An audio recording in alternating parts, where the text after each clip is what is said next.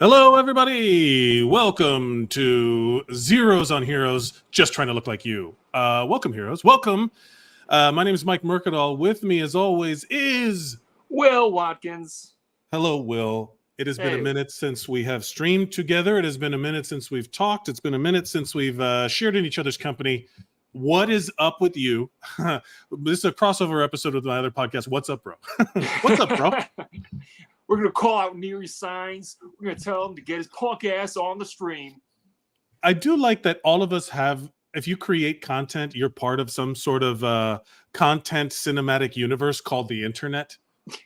Like we're all just crossing over into each other's lives. Like we each have our solo film, and then we got an Avengers situation when we all get together. I feel like that's not an unhealthy way to look at things.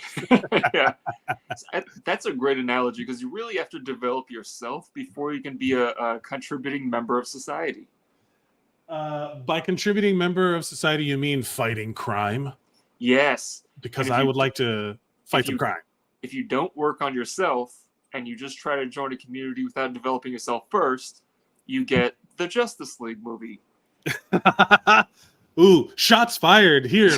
What a crossover episode literally we're experiencing right now. Thank you for everybody joining us for our little nerd out just now. But it's also this podcast, we talk about it at the top of the show every time. It's about self-improvement and debunking kind of negative opinions about people who want to improve their fitness. Mm-hmm. And then also having the term fitness include mind, body, and community. By community, we're talking about those crossover episodes, those teaming up episodes. What is not a community but an Avengers style team up with the people around you? Who's bringing their A game? How do I take your talents and my talents, and how do I give what do I bring to the table? And then how do we solve the world crises around us, whether they be global or very personal, you know? Exactly. We have to put the us in the Just Us League. It's the Just Us League. It's the Just Us League. You know, we only have this one life, and it's just us. It's just us. Well, you know what? It's a Just Us League of our own. Where we play baseball during the World War, and we're all women. Yeah. Yeah, we get it. That's a great crossover cinematic universe if you just had like Tom Hanks being like, "There's no crying on Apocalypse." I trust. I can't remember his character's name in that movie because honestly, I haven't seen it in so long. Hanks. Tom Hanks. He's just Tom Hanks in it. Every movie he's in, I'm like, hey, it's Tom Hanks. Hey, it's drunk Tom Hanks. Hey, it's pilot Tom Hanks. Hey, it's Hungarian Tom Hanks, who's also the manager of Elvis. What? Oh man, it's been a minute since we've gone on here. Just trying to look like you. The whole point of this show is, we are, like when you see Gym Bros, it's a lot more positive than people think it is. Let's just enter into this realm of self-improvement with some positivity. That's what we want. We don't want to be. We've spent so long beating ourselves up to improve ourselves. Why not do it from the other perspective? Yeah. It's been a minute. In the last 2 weeks, give me something about your body, give me something about your mind, and give me something about your community that you've experienced or want to talk about or you've excelled in or struggled with. Let's really dive into community. The last couple weeks. I've been very tired recently. That's number one. But community-wise, I was at the gym today, and there was a young person who was struggling with some weight. Would you call them a ute? A ute?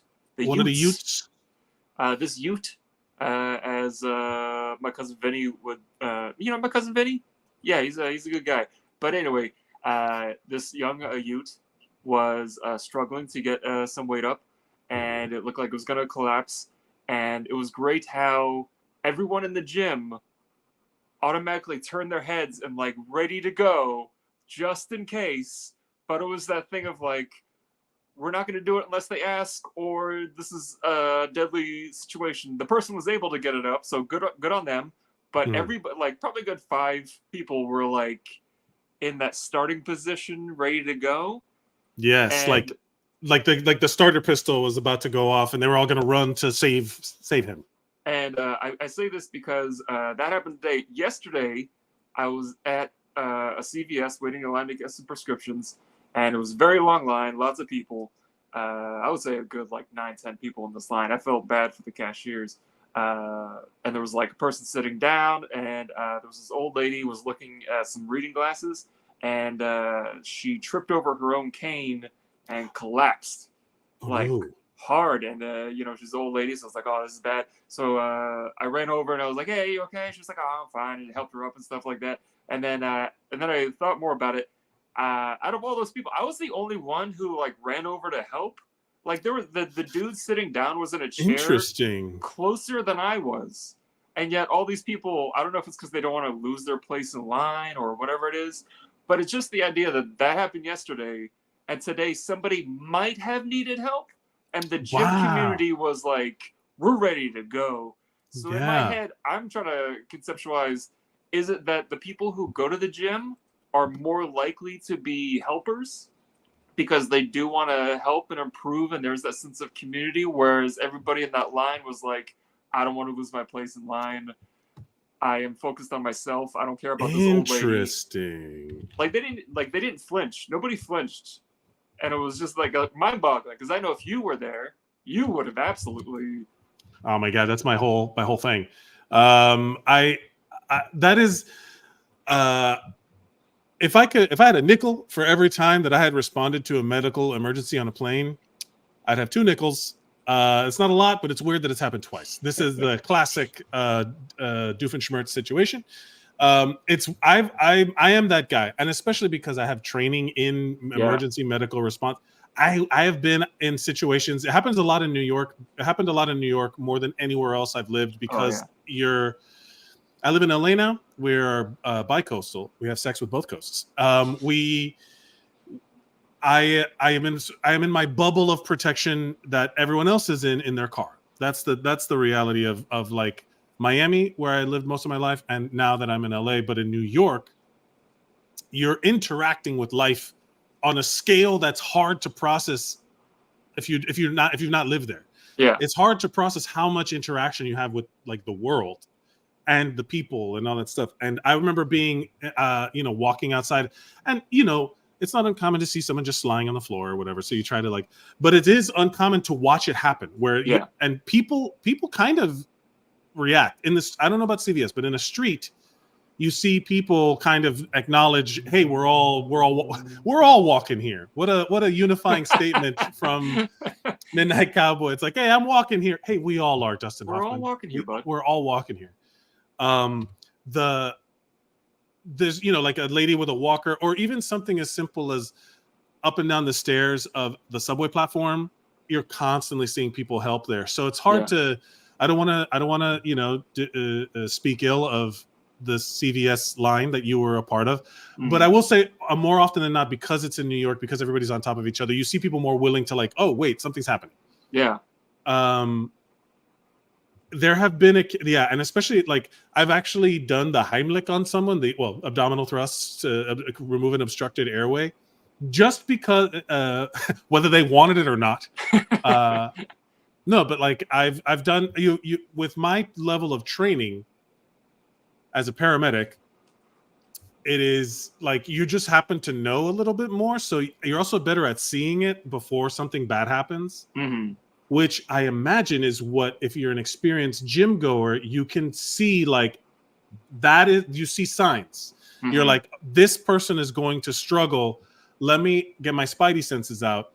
And the spidey senses is a good way to put it, because you see stuff that maybe somebody else wouldn't, and it looks like you're predicting the future. It looks like you're reacting to stuff that hasn't happened yet, because you're good at seeing. You have precedent. You're like, that wobble on that squat is a sign that if they don't stop, this next rep is going to be a problem. You have so much more knowledge about that specific situation than an inexperienced gym goer would, which is I wonder if it has to do with experience, because everybody who has gone to the gym for a while has been in the position where they're like, oh, I'm not going to make this lift, or I'm going to fail at this lift. Whereas not everybody has been like, I'm an old lady who's fallen down. Right. Yes, I'm not an old lady who's fallen down. Yeah. I've fallen down, but never as an old lady. What a unique experience. So, But yeah, you're right. Yeah. I wonder if that is a thing of that. Putting yourself in somebody else's shoes is a lot easier when you've walked that path before, when you've had a similar path. Because you're right about New York City, is that people do on the street will help you. Yeah. But the second help there's us- a line involved, it's like, hey, get the fuck to the back of the line. yeah. Get out of here. I'll say this: it is very similar to your line about it's odd that this has happened so many times. This is about 3 or 4 times it's happened where I've been walking down the street in New York City and I'll see somebody with blood trickling down their face. What? Yeah, just like blood What? down their face, and every single time with less and less emergency, I'll say, "Hey, can I help you?" And they go, "No, I'm good." And it's like, you have blood down your face, right? Greatest city in the world. Like the first time I was like, "Oh my God, are you okay? Do you need help?" And they were like, "No, I'm fine. What are you asking me for?" And then towards the end, I literally I just do this. "You good? You good? Yeah. All right, you good? All right." Oh man, that's so fun. I mean, like, you've also had multiple urban outdoorsmen, unhoused people also try to fight you on the street. You have a lot of crazy New York. You have a lot of New York uniqueness happening to you.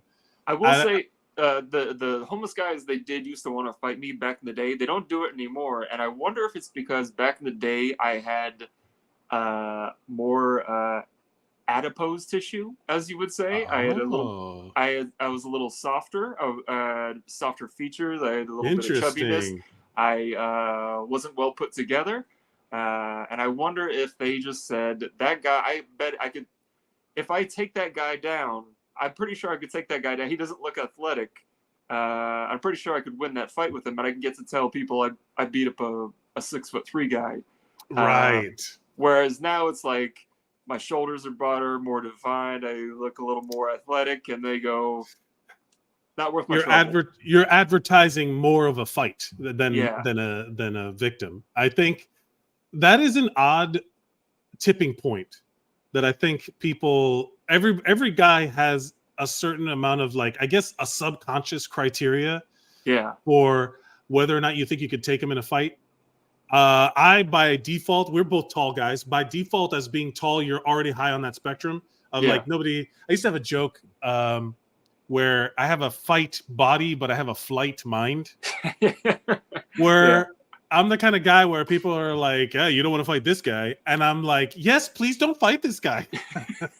please don't fight me. I don't want. That is not a thing that I enjoy." It's like that aspect of the assumption is being you're constantly assessing your surroundings. There's a lot of assumptions being made specifically about for some reason as guys whether or not you can take them in a fight. Why is that like a weird thing that like I remember walking around as a teen constantly having those thoughts, like constantly like, oh, I wonder if I could fight that.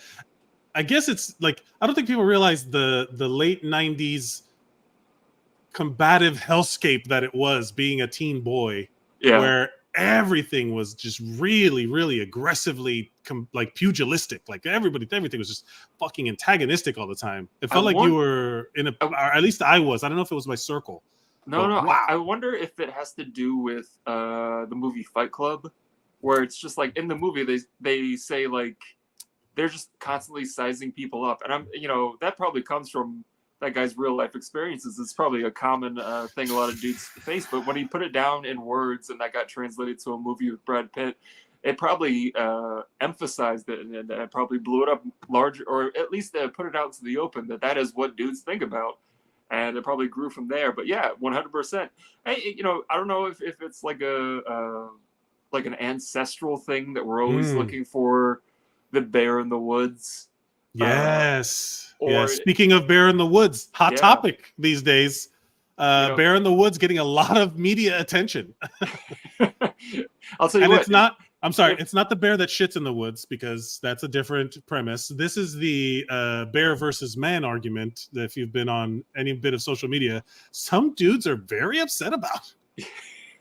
And some dudes, it's also it's so funny to me that there's a lot of, I'm sorry, I didn't mean to cut you off on No, your go ahead. point, but it's also like, there's so many old, like, it's hard to process how, like, inconsistent the theories about, or like guys walking around interacting with the world, how inconsistent their viewpoints are when there's like a very like specific subset of internet bro or internet dude where they're like, yeah, I think I could fight a bear, or like there was that argument, what's the biggest animal that you could think you could take into a fight, and I'm like, none. Why do you fuckers want to hurt animals? Why are you fighting these animals? You have the chance to coordinate to not fight these animals, and you're still choosing to fight these animals. Yeah. But, and then there's a lot of guys that said that, do you think you could take a bear? And I'm like, anyone who answers yes to that is insane, clearly delusional. Anyone, I don't even care if it's a bear cub. You cannot, there's nothing about you that can take, there's a reason why we hunt in packs. There's a reason why we developed weapons, is because bears killed a lot of us. We needed to up the game. Then you cut to the dudes that are like, do women feel safer in the woods with a man or a bear? And there's a lot of women, because we don't exist in the woods anymore. Our baseline interaction with men is very different than our baseline interactions with bears. You know what the interaction with men has been historically. Yeah. Let's take a chance on the bear. And then every dude in their mind, like every specific type of dude that we're referencing here, lost their shoe to be like, oh. And then now whenever there's like a video complaining about something, a woman like talking about some sort of struggle, they're like, why did you get the bear to do it? Yeah, and I'm like, this is why. You see, this is why they chose the bear. Because you're the asshole that brings it up and is like, doesn't get the whole point. Big picture. You know exactly what they're talking about. But you're still choosing to be this inconsistent piece of shit because it helps you. What I think is interesting about the bear in the woods thing, 100% you should always choose the bear, regardless of who you are, especially for women, is because a bear will attack someone for two reasons. One is that they are in starvation mode and they have no other food or anything.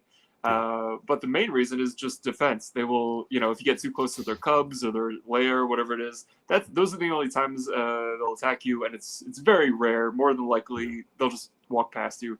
But men, I think men will prey on women, but it's not for food. I feel like when men prey on women, is a huge. It's not a survival thing. It's a want. It's an impulsive thing. So you can't trust impulses. But you can trust. Oh, that's this bear is hungry. I'll stay away. That bear's well fed and hibernating. I could pet it on its head if I wanted to. Or I could be like, make noise. Yeah. Like it is kind of a mess when you break it down, like societally. I was looking at some of the notes that we share. Little peek behind the curtain. We share like a note where we contribute and we put ideas and stuff in there. I noticed you put in some stuff about fatigue, like mental fatigue, physical fatigue, and societal fatigue. Yeah, that's societal fatigue, real as hell, dude. Like I was like, yeah, what? Yes, the societal fatigue is 1,000% like how I would describe what I'm feeling right now. Mm-hmm. Because we were talking about what in the last couple of weeks have we worked on mind, body, and community. For my mind, I have been taking part in the Block Out 2024 that's happening on TikTok right now, and I'm using it on all my. Okay, the situation in Gaza with Israel, right? We are not going to solve that problem on this fucking podcast, but I will say I am I am anti-bombing of children. I think it's insane what's happening right now and how it's not. I'm tired of Bronze Age writings determining modern politics. I am tired of. I am not a fan of any magical thinking that some human being, some non-magical person will use to then say that we demand this land, these people are bad, I'm good. It removes all sense of humanity from the conversation to the point where they're bombing hospitals, which again I am particular to because that's where I work. I don't want any bombing. I would die. I would be dead. Oh, so you're just being selfish is really what it is. It's also like the empathy versus sympathy conversation we had, where like I don't need to be a Palestinian to know that, hey, that's probably a terrible thing that they're going through. Yeah. To be what is it, deposed or what is it, like where they're removed from their home and then also like thought of as non-human, you know what I mean? Like that's kind of the conversation, right? Because of that, this whole situation, there's a lot of people with giant platforms which they are not speaking out on either or, right? Like, you know, and people, again, it's a little crazy to have demanded to demand like that of people, like whatever, to say where do you side on whatever. They're not political things, but at least some sort of commentary on the genocide that's happening, because it is a genocide. So people are like, oh, let's start these people make money off of our attention. Let us remove our attention from them. So anybody who has either spoken out on, like Zionists who are like speaking out to remove like the treating Gazans as inhuman, Palestinians, block them. You know, like we don't have to give them our money, right? Because that's how our attention is our money. Block them.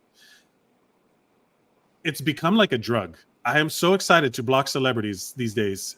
Any influencer, anyone, and it's moved past this Gaza thing for me, because it's also like, oh, this is corporations. Why does Amazon have 16 different TikTok accounts? Yeah. Because it makes them money. Why does Walmart have 1,600 TikTok accounts? Because it makes them money. And it's like, oh, the reason why the whole Israeli-Palestinian bullshit is happening is just land acquisition and capitalistic bullshit. It has nothing to do about religion. It has nothing to do about ethnicity. It has everything to do about land and rich people and excuses.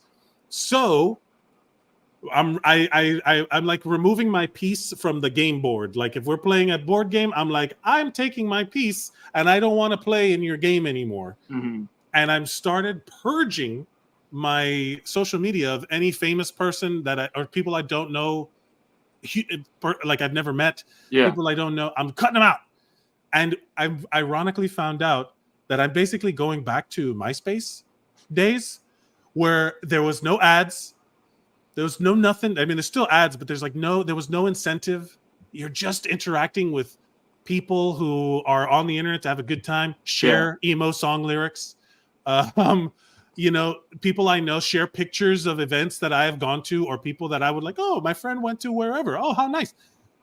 People creating real content versus some sort of branded, I make a commission. All of TikTok is like QVC now. So it's become this thing that I've been doing for my mental health, where I'm just like, oh, I don't see a lot of the bullshit that I was reacting to before. I'm like, oh, this is working.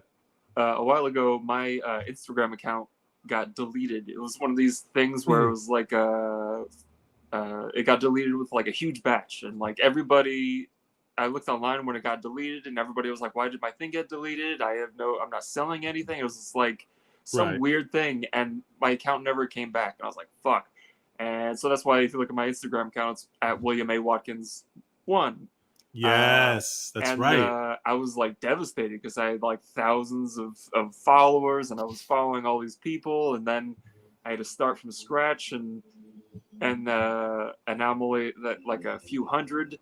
But after like a week, I was like, it is so nice that the only people that I'm following and are following me are genuinely people I am interested in. Yes. And it's like, I got linked up with like people from like high school, and they're posting pictures of their kids and their family having a good time. And it was like, I'm not following any shitty open micers. It's like, it's so fantastic to just have a real people. It's like, when somebody posted, I saw a picture of somebody posted a picture of their breakfast, and I was like, oh my God, the dream. Do you remember when we used to make fun of people for posting pictures of their food? Yes. And now I'm like, thank God I see this French toast. I mean, it is perfect. That's what we want. We did not appreciate what we had when we had it. We want pictures of your lunch. We It's would make like- picture fun of the people would make videos. They would make content about the content of people taking pictures of their food. And now it's like, I crave it. I want it so bad. It's like, I remember it was like, there was that thing of like I'm extremely liberal and everything, but there was that performative activism of the, I'm gonna post a black square for Black Lives Matter or whatever it is, and do nothing else. And it was like, oh man, that's just it. That was a soul crushing time of Instagram for me. And then this is just like, oh, these are genuine people, and if they do post about whatever subject, it's because they actually care about it. It's not because they want to look good in front of their friends or be perceived in a certain way. They're saying, hey, you know, my rights are being taken away, so, you know, I want my friends to understand how I feel. And it's like, hey, thank you for that genuine expression of who you are and what telling us what your wants and needs are, which is a very therapeutic thing to do. They're using this for good.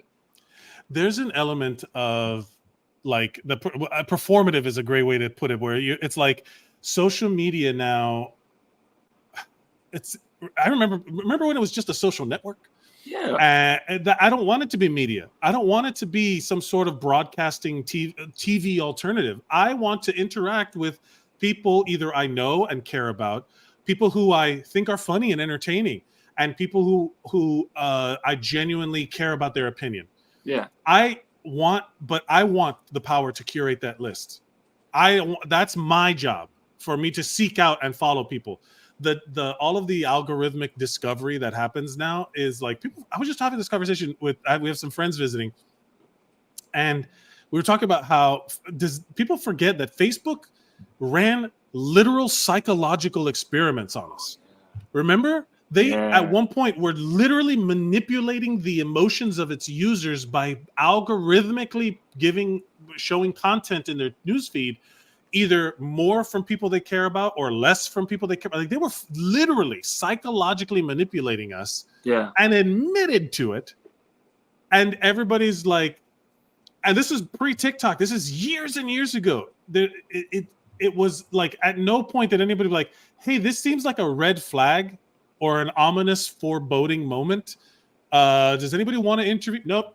Why? Because it's profitable, because it makes money, because everybody is just trying to sell ads in the space. Everybody's trying to like engagement farm their following, and then, you know, build their marketability to then sell product. It's like, hey, I just wanted a fucking cookie recipe, man. I don't need this. You know what I mean? Like, so it's all a matter of like, how do I determine my own level of involvement and minimize it as much as possible? That's where I'm at right now.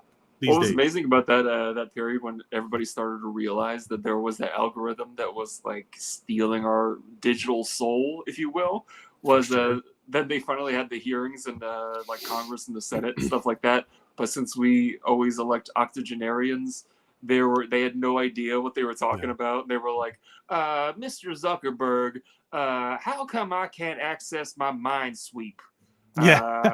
Does this connect to the Wi-Fi? And then it's like, man, to unpack that question, does TikTok connect to the Wi-Fi?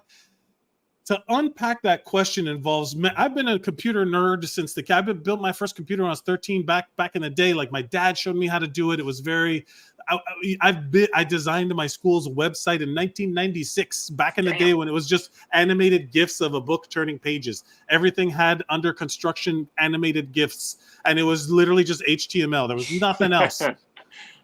But I've been around, you know, like, I've been there since the beginning. I worked for a web design firm in the early 2000s, at the beginnings of Web 2.0.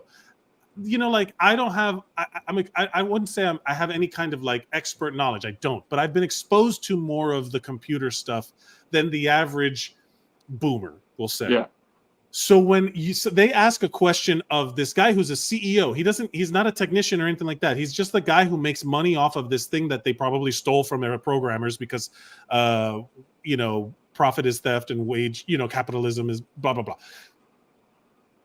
Does TikTok connect to the Wi-Fi is such a powerfully revealing question of ineptitude. Yeah. Right? Where it's like, you know what? They should remove you from office just for that. Yeah. Just for that. You cannot be making laws about something you so fundamentally misunderstand. Like, just be, also the womb.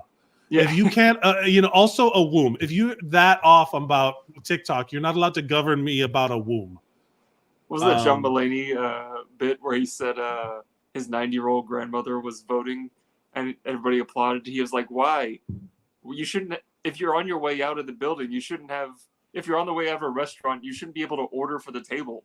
Yes, it's unfortunate, and look, there's a lot of negativity today because we are really tired, man. I've felt it. Yeah.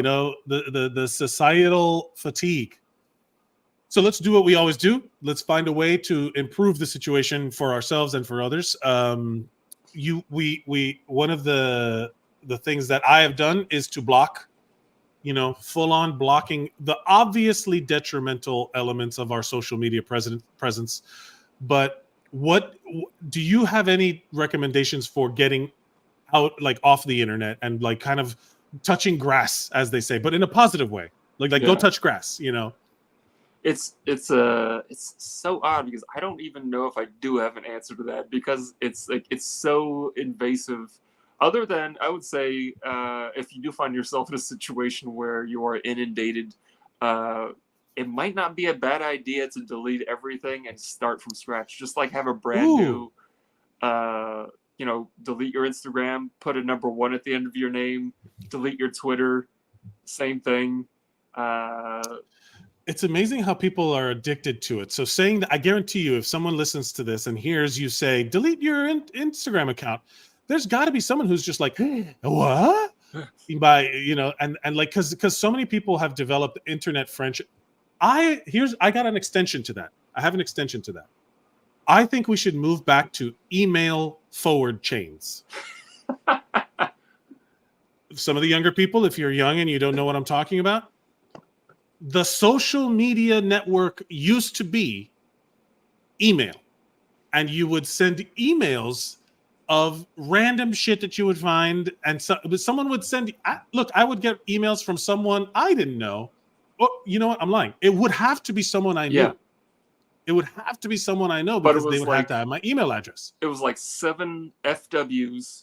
FW:/FW:/FW:. And then it would be like, the funniest joke I've ever heard. And then it was like a puppet who was like, well, I got cotton for brains. And it's or some weird boomer humor bullshit, because that's who did it, and that's who still does it. That's the thing I think people are forgetting. I guarantee you, the amount of alt-right propaganda / boomer humor jokes and memes are they transitioned to Facebook a little bit, but a lot of these people got kicked off of Facebook for being super racist. So where do they go? Emails. They go back to the tried and true. But here's the thing, that's contained. It's like a quarantined little bubble of people sending their shit back and forth. And if someone sends you one of those, now I know a little bit about the person who sent it to me. You've revealed something about your character intentionally, as opposed to just incidentally public sphere knowledge. So if I'm gonna put zeros on heroes at gmail.com is the email for us. And just forward us jokes about how much you hate your wife or whatever. No. The opposite of true. The opposite is what I want. If you go to zerosonheroes at gmail.com, you can send emails, and I personally will interact with them. And if you want to, this is like the weird, like kind of a mailing list loophole where, hey man, if I see something cool, I'll forward it to you. And I want it to be classic chain forward email, like bullshit, like forward FW, RE:FW, I want it to be something that we can all revert back to this ancient form of communication, because it really did. I really missed the days when it was just the people you know. Yeah. And I will say, I'm realizing this as I'm saying it. My iPhone I can make like the way I share photos with my friends and family now has nothing to do with social media. It's literally shared albums on my iPhone. Yeah. That everyone can contribute. It's like a group text. It's like the phone itself has become a social media platform that inherently removes unknown people. Yeah.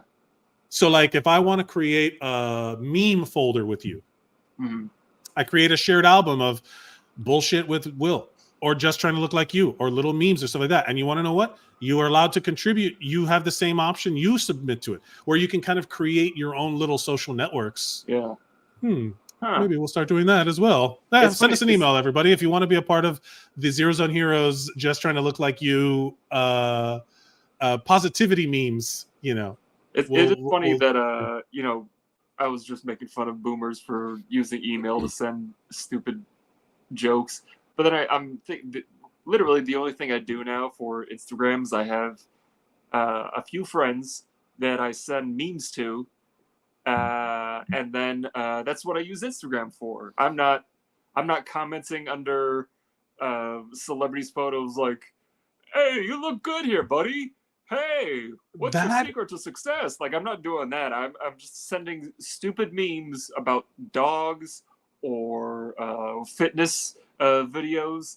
The only reason I don't use TikTok to scroll, I don't know the intricacies of how to use TikTok. I literally only have TikTok for when you send me a video from TikTok, and it like pops up, and I'm like, that's funny, and then I close the app. Yes. Yeah. And I don't ever use. That's like a superpower. The close the app superpower is like the least popular but most fundamentally important Avenger.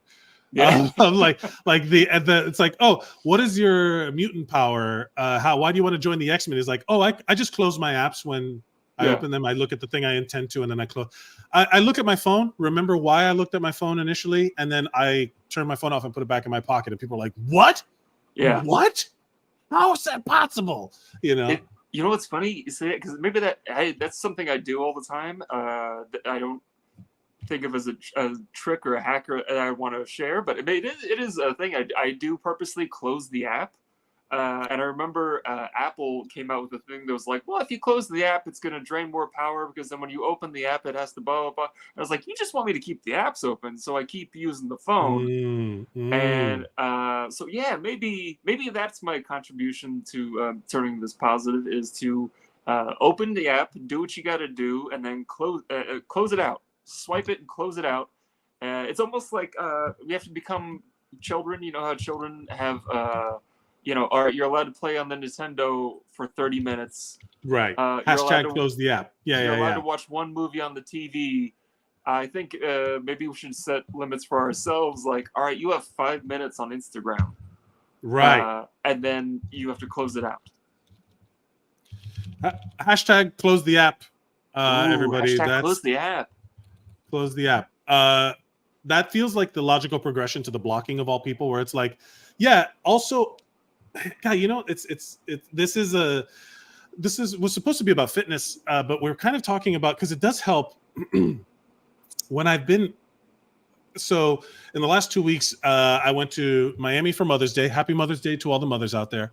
And I went to Disneyland for 2 days, and I genuinely felt disconnected from Disneyland because everything is in the app now. Yeah. Everything you do is you're looking at an app and seeing what time your Genie Plus reservation is. You're looking at the app to see what the wait times are. You're looking at your phone. I was also taking pictures, which is, again, the motivation of having everything on one device is like, man, they fucking got us, because I want to take a picture, but I don't want to see notifications. Yeah. And I turned on a focus mode for Disney that literally had just the Disney app and the camera. Oh. And all the notifications off, every notification off. And I was like, this is how I want my phone to be all the time. Like, just literally magical things and no notifications. Like, my wife and my mom, like anyone on my favorites list, like if somebody's dying, sure, call twice and it'll get through. But otherwise, I'll look at you when I'm damn good at it. You know what? Close the app. Hashtag close the app. Hashtag notifications off. Hashtag Disneyland only. Well, I think it does have to do with fitness, because I'll loop it in at the gym, because there are so many people who sit on a bench and they stare at their phone, and I'll catch myself doing it too, where it's like I have go, oh, I'm gonna go do 3 sets, but those 3 sets end up taking me an extra 5 minutes because I looked at my app or whatever. So a lot of times I bring when I go to the gym, I take my backpack with me. It's like my little gym bag. So nowadays I'll take my phone and I'll before and after I'll check my phone, but during it I'll throw it in my bag. Like I used to use like an app to like Oh yeah, I would smart. use an app to like, I'm gonna write down how many reps I did, how many sets I did, blah blah blah. But now it's like I just do it all in my head. Even I don't even use a notebook anymore, just because it's gonna take away from me focusing. Maybe that's just my ADD, ADHD, whatever it is. 100%. No, the But I throw it in my bag. I zip it up. I do have the Apple Watch, so if I need to switch songs or whatever, I can just use my Apple Watch to change songs or increase the volume or whatever it is. But yeah, I throw it right in the bag. So maybe that's just something we could loop it into the gym and fitness is because you do want to be focused on what you're doing because you want to keep the intensity up, you want to increase heart rate up. But yeah, I would say that close the app, throw it in the bag. there's an element of focus. I had an app that I was tracking my stuff with, and I had an Apple Watch app, like a connection, where I could just hit a button, and you finish the rep, and it'll tell you got 2 minutes, and then the alarm would go off. You got 2 more minutes. In those 2 minutes, I was fighting myself to pull my phone out because I would be listening to a podcast or some sort of thing, some Dungeons and Dragons thing I was listening to or whatever, like something long form. So I'm not. It's like something I can lose myself in. And then every time those 2 minutes would pop up, I'd be tempted because every spare minute should be filled with something. And I'm like, okay, that's going to be my focus. I'm going to focus on, I'll do stretches in between. I'll do like, some other keeping my muscles warm, a different muscle group. I'll do like if I'm working out chest, I'll go down and I'll start doing like some side lunge stretches or some stretch out my back has been driving me crazy since Disneyland because we watch so fucking much. But yeah, like that, like I'm trying to fill it with focus. Ooh, hashtag fill it with focus. Yeah.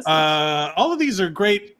We need to be hired by advertising firms because we are full of shit and we will do anything for money. We need to monetize our creativity as much as possible. As much as humanly possible. But to be fair, that does matter in the sense of there's nothing worse than when you've been at the gym and you realize enough time has passed where you're just sitting there and then someone comes up to you and is like, hey man, are you done? Are you working? How many more sets you got? And you're like, and you've just they brought you back to this plane of existence. And you're just like, oh my God, that's right. I was working. You're like, it feels like such a weird, black hole of attention that you're all of a sudden someone's like, how long have I been sitting here? It's like, has my beard gone gray and long? Am I made of stone? You're just like Rip Van Winklevoss. Yeah, Rip Van Winklevoss. It's getting bookmarked. Oh my God, that's good. That's good. Yeah, I've had it before where I'll walk in the gym and every station is filled up, and I'll see somebody not working out on their phone. It's 9 times out of 10 it's somebody under the age of 22, of course. And there's one time this guy, it's the entire time. Everybody else, occasionally do a set here or there. Some people are hardcore working out, but this guy hadn't done a single rep, let alone a set. And 10 minutes had gone by, so I walked over. I was like, "Hey, man, how many sets you got left?" And he was like, "Oh no, I just started." What? I was like, "What?" He was like, "Yeah, I just sat down a couple of minutes ago, so I'm gonna." It's like, "Bro, you're working out your thumbs? Is today thumb day?" Today is thumb and eye strain, blue light, burning your brain day. Well, I mean, to be fair, this culturally, if they're young, they've never known a time where that has not been the reality. So again, I'm not trying positivity wise, I'm not trying to shit on that world because I remember a world where that doesn't exist. I'm trying to adapt myself to the news constraints. Yeah. So, as somebody who is witnessing decorum, like certain social decorums kind of diminish. Like Yeah. when I flew to Miami, I forgot what I was watching, but they showed a scene of at an airport back in the 60s, and everyone's wearing a suit or like a nice dress, or everybody's dressed up to go to the airport. And then I'm looking around the airplane and I'm like, I'm trying not to judge because I'm in like jeans. At a certain point, that would have been viewed as like, why are you wearing your work clothes? Yeah. In this public space. Like I was wearing jeans and a t-shirt and a hoodie and whatever, like what I think is fairly casual. But there were people in straight up like pajamas and a sports bra. Like I saw this girl wearing like a sports bra and a bathrobe. And I was like, okay. Bathrobe, I think, is taking it too far. Yes. It looked like a coat. And then as I got close, I'm like, is it just like a new material, new style or whatever? And I'm like, no, it's a fucking bathrobe on the airplane. And I was like, huh, how do I feel about this? Because obviously, who gives a shit? It's not hurting anybody. It really is not. It really is not hurting anyone. But that person's choice to be like, I seek comfort at all times. I don't know if it should inform my thoughts about them, but it did. And I was like, oh, am I being prejudiced to people who seek comfort? I seek comfort. Yeah. What if they're better at it than I am? And I'm limited. What if I could be in fucking pajama pants and a bathrobe and a sports bra? Yeah. I need support. I got man boobs. Let's do it. You know what I mean? Like I thought, like I tried to spin it. And instead of immediately going like, well, look at this person being fucking, too casual on a plane. I was like, am I wrong? My first thought was like, am I living wrong? Maybe I should be more comfortable. But it goes to say like, oh, none of this really matters. And it's just a thought exercise. And immediately I felt like, oh yeah, I go back to my, who cares? Now, if that person were to have been an asshole on the flight at some point, I'd have been like, you pajama pants, bathrobe wearing motherfucker. What do you do? Like I would immediately have gone to that as like, this is why you wear a bathrobe, you stupid piece of shit. But I immediately was like, whatever, who cares? But also like thought about it, Yeah, I totally understand that because like flying is very uncomfortable as it is. So I guess bathrobe seems odd, but I'll allow it as long as it's not hurting anybody else. As long as it's not in anybody's way, as long as they're not like entitling themselves to the space that a bathrobe would take. I feel like if it's almost like here's the thing that I think we should have on planes. They used to give out blankets, pillows and blankets. Yeah. Now, as a medical professional, the germophobic nightmare that would be, I'm glad they don't do that anymore. But you know what I'm going to start bringing on I have a fucking Snuggie. I have a blanket with sleeves, and I feel like I'm just realizing now I'm going to start using a fucking Snuggie on the airplane because that is the perfect place for that. I don't need it at home. At home, I got blankets or whatever, But on an airplane where like my hands need to be free to drink my soda, I don't have a lot of mobility because I'm a giant man in those tiny chairs. I'm just gonna go weak, and then put my thing in and cover my thighs that get cold from the air. Yeah, why not? You just made me realize something that kind of loops around to the initial conversation at the beginning of this. The reason why I am averse to pajama pants on an airplane or a bathrobe is because, as you were saying about bringing a Snuggie and you're all situated there, one of my thoughts was, but what if there's a terrorist on the plane? You got to get up and fight a terrorist while wearing a Snuggie? You can't be a superhero and fight a terrorist. You can't be in a bathrobe trying to take down Al-Qaeda. What a very specific and completely justified viewpoint. How am I going to respond to a medical emergency on a flight? Yeah. If I'm wearing a Snuggie. You're going to do chest compressions while you're wearing your Cookie Monster Snuggie? First of all, it's a Chewbacca Snuggie because of course it is. And second, I have it right there. I'm not kidding. I use it when I play video games. It is, like that idea that at any point I'm going to be presented with my bear in the woods scenario. How am I going to react, man? That is such a weirdly toxic male thing interpreted as a heroic thing. Yeah. Where like at any moment I'm gonna get attacked, man. I was like, that means you're afraid of life, right? And it's like, no, I'm strong enough to defend. You don't fucking know what you're talking about. You're afraid. Just be afraid. It's a trauma response that you're constantly on the lookout for enemies.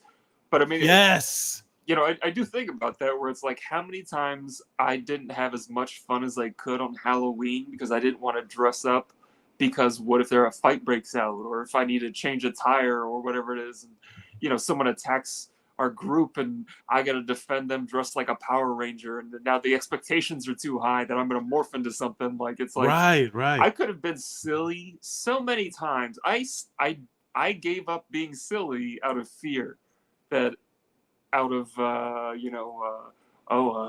what if there's an emergency? I can't have to address an emergency while I'm dressed like Paul Bunyan or whatever. Like, right. I mean, there's something to be said. Like, I am a emergency medical services professional. That's my job. So I do have that extra layer of training for that sort of thing. Yeah. And not to pick a hot button item, but a hot button issue, but like, if you're trained to constantly see life and death and only those two options, you're like, as a cop, that's all you see in your everyday normal, like, because I see it all the time. Like you were talking about, your experiences at the gym will make you more able to see the patterns of behavior that could be considered problematic or in need of assistance, or somebody who's struggling. I see that medically in the world, where you see somebody who's like, having a medical emergency. I'm kind of a little bit better. I'm like, oh, that's something bad's about to happen. My whole job now is to watch heart monitors to make sure that something bad doesn't happen. Yeah. So in that focus, it has absolutely made me more anxious about my own heart, because every time I feel like a little chest pain or a heartburn, I'm like, oh, here we go. This is it. Just a roll. Just sit back and take it. Oh yes, here, sweet relief. Okay, here we go. Like, because that's what I see all day. Yeah. So if you're constantly trained in conflict escalation instead of de-escalation, like, to every hammer, if your only tool is a hammer, every problem is a nail. I forget how that saying Everything goes. looks like a nail. Yeah. Yeah. If you're a hammer, everything looks like a nail. That I feel like is true now more than ever, in terms of like the roles people pick for themselves. Where like, there was a video that I think I shared it with you, that it's like, what's more gay, literal gayness, and then it was a video of these people posting about like, I'm a lion. Why be a lion when you could be a sheep? And don't make me be, I'm a kind person, but don't make me be cruel. I can show you at my cruel. And I'm like, this is insane. Like, that people think like this. If you constantly think of yourself as a lion, are you then constantly okay with being considered a predator? Yeah. Ooh.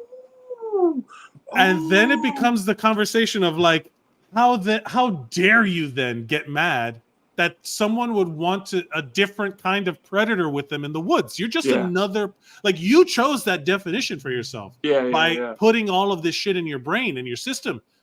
I choose to put other stuff in my soul, in my, I don't believe in a soul, but what I mean, like, in my brain, to make me like, I would never want to constantly reinforce myself as a predator.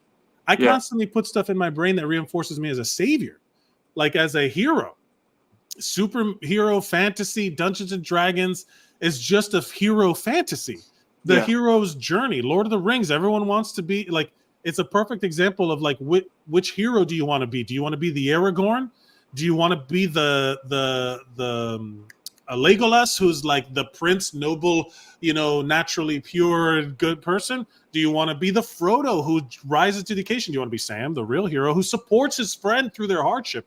Like, all of these stereotypes about being a hero. Why would I want to go put some Jordan Peterson-esque bullshit in my brain to reinforce this idea that I'm a lion among sheep and I'm the protector and I'm this? And the lions don't protect the sheep, they kill them. Yeah. Like, what a weird definition. I saw a video yesterday, the day before, one of the reasons why you do keep social media is to see cool videos of a mother squirrel rescuing her baby squirrel from a snake, and it is like fighting this snake. Epic battle. And it's like squirrels are they eat nuts and whatever. But that squirrel didn't wake up that morning going, bro, if I see a snake, bro, imagine if my baby gets kidnapped by a snake. I can't wait to fight this snake. That squirrel woke up going, where did I put that nut? Yeah. There's a tree growing there now. No. I guess that's where I put that nut. I forgot I put the nut there. And then we need to be squirrels, not lions. I fully admit, I fully back this idea of we got to stop thinking of lions and predatory animals as the go-to. Yeah, because we are not them. And as like someone was like, I always say, like, when people have comments about like certain things, I'm like, we're just apes. We're not apes who evolved. We are literally apes right now. Right now, this very second. I'm an ape, you're an ape, we're all primates. We are all versions of this animal. Do not separate yourself from the animal kingdom. You don't need to say you're a lion. You're already something. Yeah. You know what I mean? Like, and the thing you are does not have claws and teeth to be predators. So fucking relax, okay? Yeah. We evolved as communal. I saw this anthropological video, this thing about like, when did we become humans? And there was like, or like, when did we become civilized? Was I think the trait? Yeah. And it was, they discovered someone had a femur fracture, and that it healed. Mm-hmm. If you don't know, that is a very traumatic injury. It is life-threatening with the amount of debilitation, the amount of bleeding, everything that happens. It is a life-threatening injury to break your femur. In order for you to heal through that, you need help from a community. Yeah. Someone will have had to bring you food. You can't move. You can't do it. Someone will have had to stabilize the injury, your practice of medicine, out of the willingness for just to help you. There's no benefit to keep a straggler on if you're nomadic, that it weighs down the society to keep you and to feed your resources, but it is a civilized thing to think of you as part of this community, to then save your life so that you can then heal and contribute again, right? So like, humanity is not wolves and lions. Humanity is monkeys and apes who help each other heal from injury. That is literally the baseline of what we are, and anything else is just some guy trying to sell you something. Yeah. You know? Maybe that's I don't know if anybody's ever said this or thought this, I'm sure they have, but you know, people are like, oh, my spirit animal's a wolf or my spirit animal's a lion. Maybe your spirit animal should just be a human. Yeah. Like, empathy for humanity? Get out of here. Humans are animals. So yeah, just human. That's my spirit animal. Human. I would love to see someone, Patronus from the Harry Potter world, like Expecto Patronum. There's a stag. And then some guy named Carl pops out and is like, so you guys can't come in here. Sorry, Dementors. It's like some bouncer. Like, it's some guy, it's like, my Patronus is a dude. Yeah, maybe it's just like Lebowski. It is the dude where he's just like, hey, man, like, hey, you guys can. The rug really tied the room together. You're putting out some negative energy, bro. Like, and then someone else's Patronus is John Goodman, Walter. He's like, mark it a 0. Oh man, but yeah, we're like, that is the animal I strive to be, as a good human. Like, that should be it. Like, I don't need to take anything. We heal each other. We look out for each other. Everything else is a manipulation to favor somebody to get more resources than the other. Yeah. If a chimpanzee hoarded more bananas than it could eat, they would be like, that chimpanzee is sick. Yeah. There's something wrong with it. And then all the other chimpanzees would be like, there's like a bunch of us and one of him. Fucking, let's just take it. Yeah. And that's I think where we've been, like, social media and all this stuff is kind of drilling into our brains this, like, the messages you choose to drill, that you go after, and then algorithmically in order to make more money, you need more engagement. So it's just going to feed you more of the extreme versions of the thing you're into, you know? And I think that we've talked about a lot today. Yeah. And I think let's wrap it up. We got to we'll kind of come to a close here, talking about how to improve like the body. We've talked about very specifically social media centered episode today. But we've talked about how your phone can be help, a blessing or a curse, because you can use it to track your metrics, track your data, track your biometrics with like stuff like that. Yeah. But there's definitely how would you phrase it? That idea of like maintaining focus without your phone. It is a tool, so you can use a hammer to build a house, or you can use a hammer to, crack a head. So it depends on how you use the tool. Yeah. It comes down to personal choices, and you need to make the right choices and discernment. And you say, I'm going to use this phone to track my workouts. I'm going to use this phone to listen to positive messaging and podcasts that make me happy, or to listen to music that makes me happy. And I'm also going to use this phone to stay in touch with my friends and learn about their day and see how their kids are doing. And that way you have your body, you have your mind, you have your community. You can use a phone to help improve or just maintain all those three aspects of who you are as a person. I will say, so this is, I guess, the tech support, like phone support aspect of the show, because I do have processes I've developed on my phone, like the focus mode that I came up with for Disney. My home focus mode on the if you have an app, I have an Apple device. I'm sure Android has certain similar things, but I'm an Apple person. So there's focus modes where it's based on my geography, or when I get in the car, or when I'm at work. I've set these things up. A little bit of setup will make it so that you can kind of curate your existence with your phone more almost automatically. Yeah. So a little preparation equals a lot of like a pound of result. So set up a focus mode for when you're home so you're forced to look at your phone to get notifications. They don't come in automatically, right? You can turn off the notifications. Set up a focus mode for when you're working out that has only the apps you need for your workout on the home screen. Set up a focus mode, use your tools. Also, set up your own social media network in your phone with shared albums. I know Google Photos does it with your friends. I'm gonna take our Instagram chat. That's my thing. I'm gonna create a shared album for you, me, and all the other people that we share memes with. Nice. So that we can, Instagram doesn't need to know what we have to say to each other. We could just create our own. And by that extension, have everything decentralized from some website that has an incentive to sell you things. Yeah. It's just my phone, my album. I can curate my social media, my text threads, my everything can exist in one place that is not through Zuckerberg, Meta, Facebook, Amazon, Alexa listening to all my shit, Google having access. No, it's on my phone where I curate real people who I know and interact with, and that's it. And social media can be for strangers. But yeah, there's a lot of those tools. Hey, and if you have any of your own suggestions, you can jump in the comments when we go live, and you can also email us at zerosonheroes at gmail.com. Or you can follow us on, let's see, I put a social media banner, bing. Hey. So you can follow us at those things.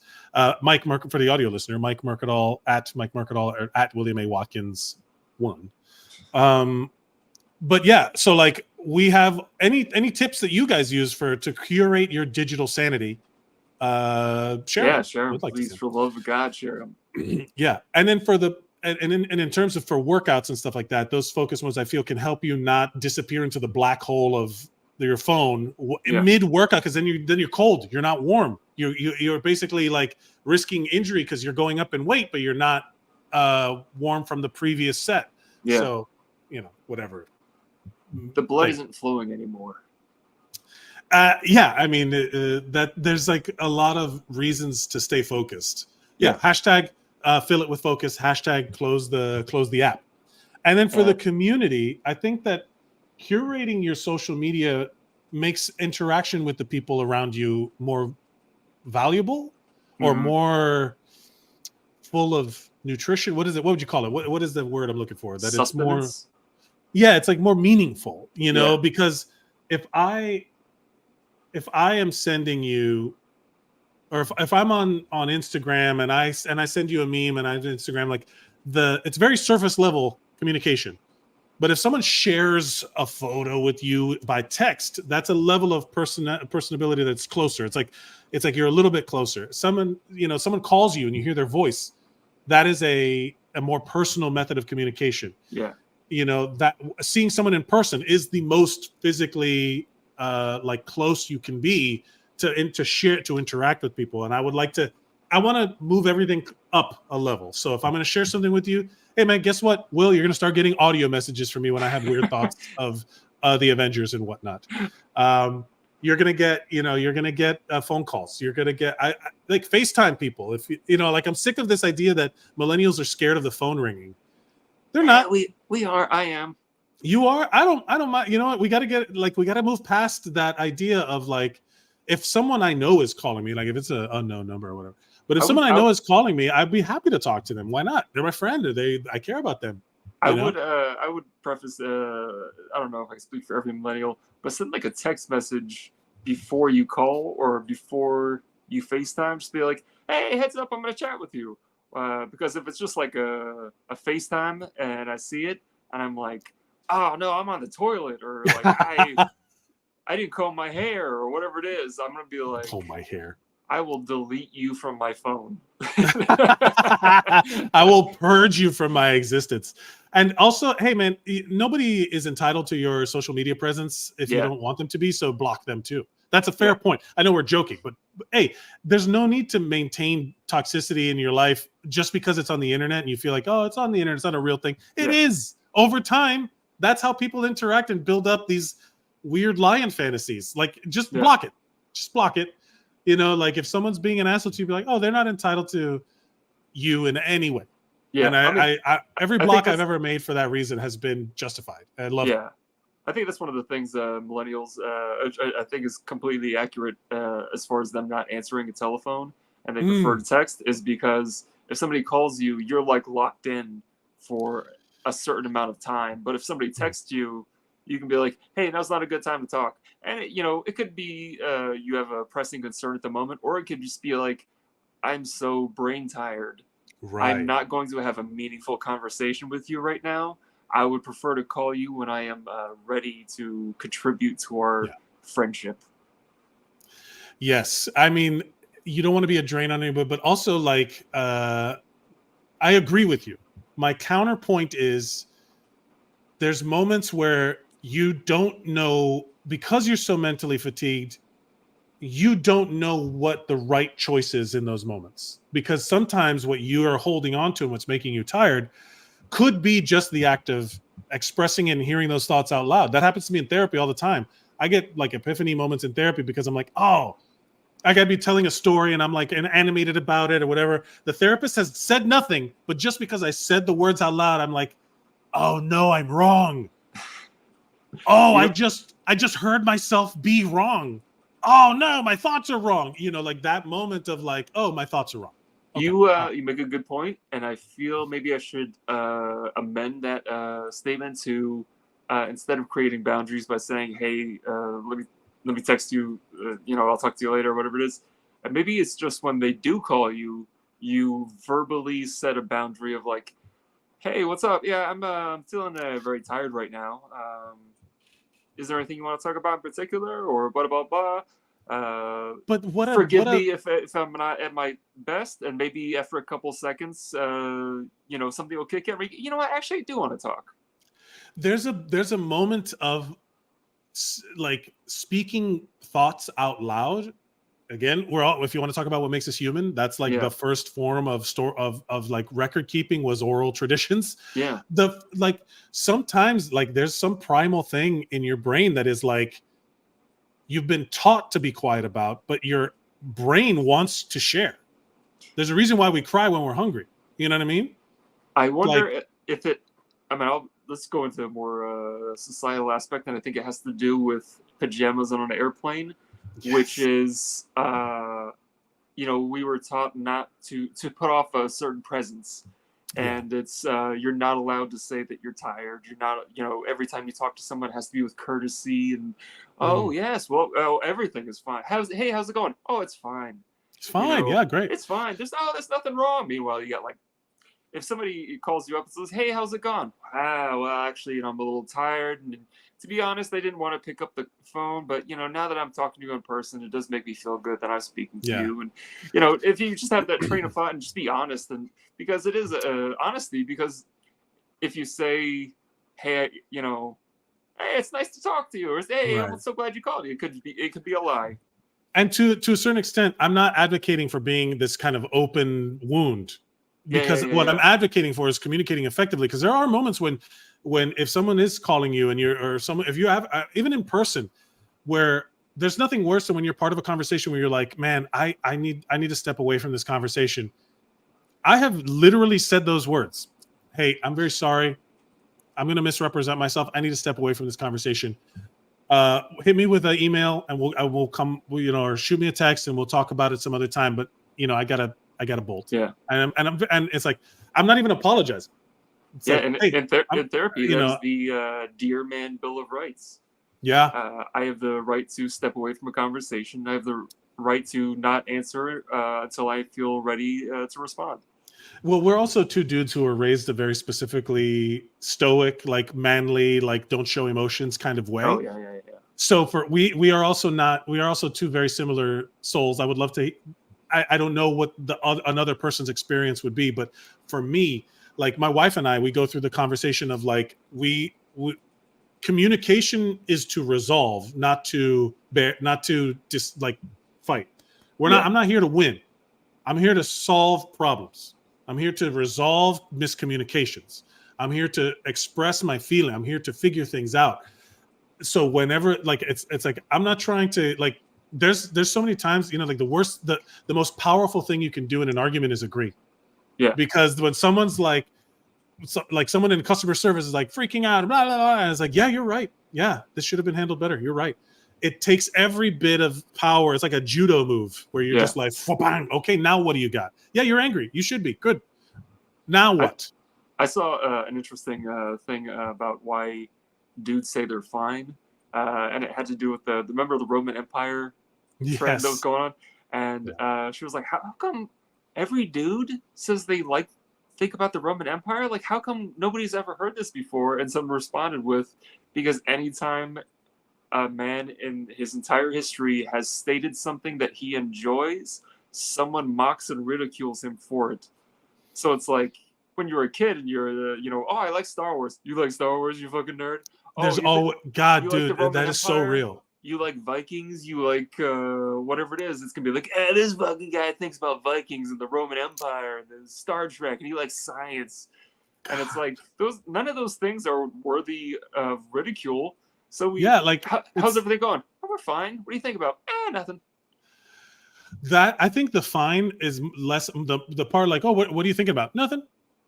It's not that we're not thinking about nothing. It's like nothing of note. So everything feels very kind of light. Yeah. The second I say it out loud and I give you an opportunity to judge me, it is no longer light. Yeah. It is heavy.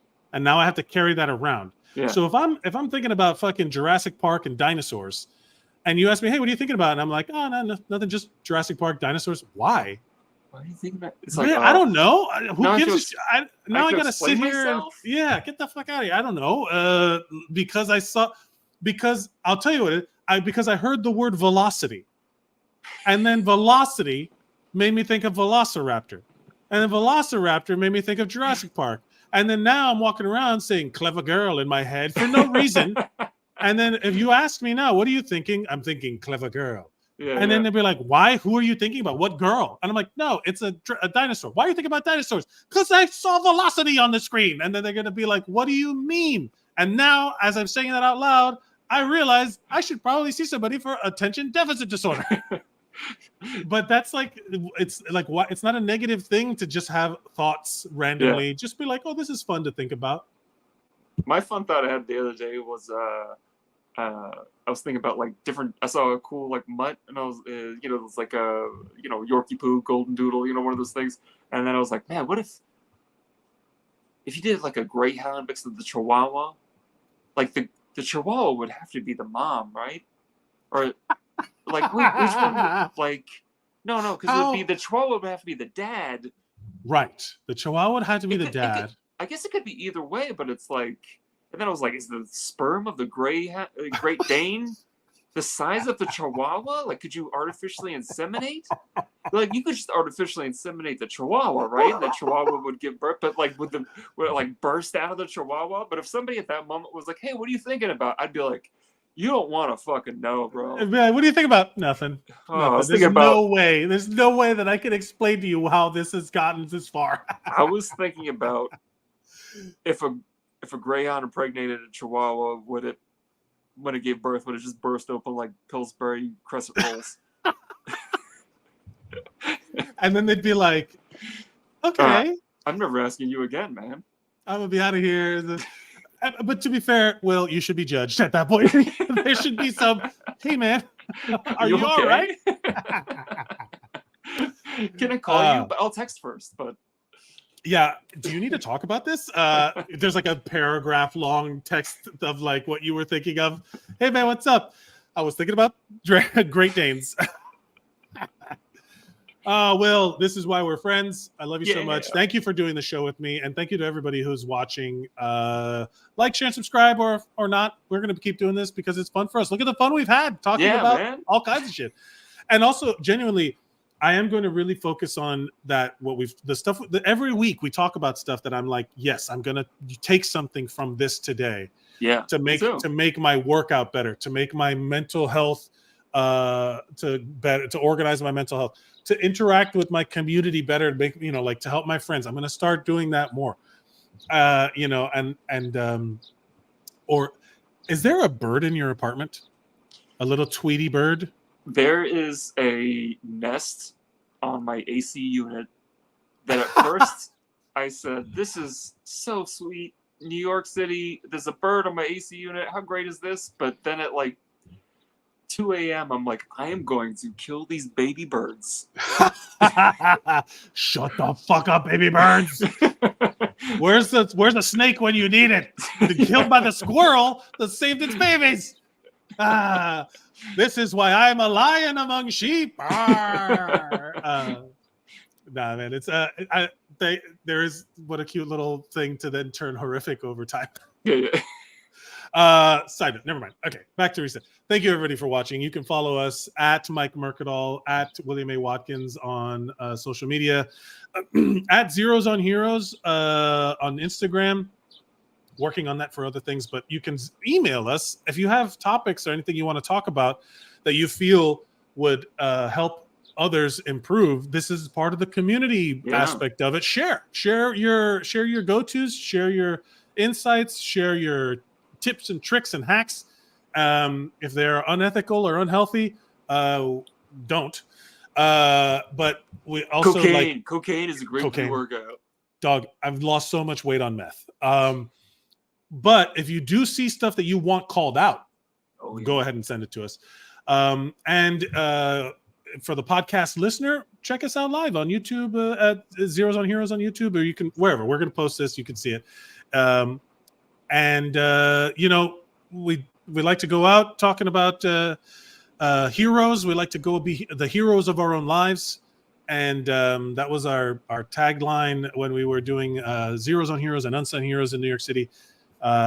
We remind everybody to go out and be heroic. Go do something that will make you the hero to yourself, to your loved ones, and the community around you. Go help an old lady who fell at CVS. Yeah. Go help a lady sick on an airplane. Use your expertise to benefit the lives of those around you, because that is heroic. And remember to go out and be heroic.